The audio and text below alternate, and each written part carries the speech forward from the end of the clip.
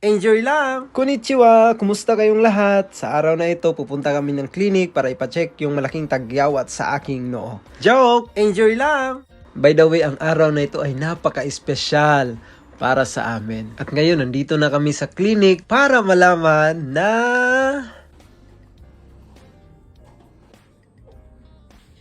magkaka-baby na kami. Salamat sa Panginoon.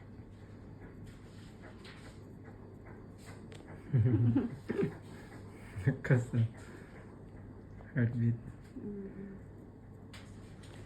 At sabi ng doktor na 8 weeks na daw si baby.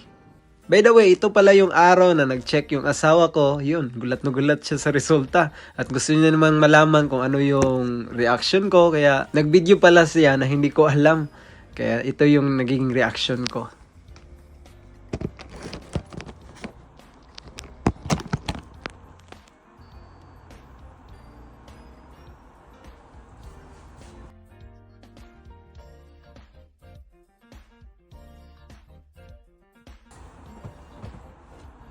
Teman, la positif juga ay.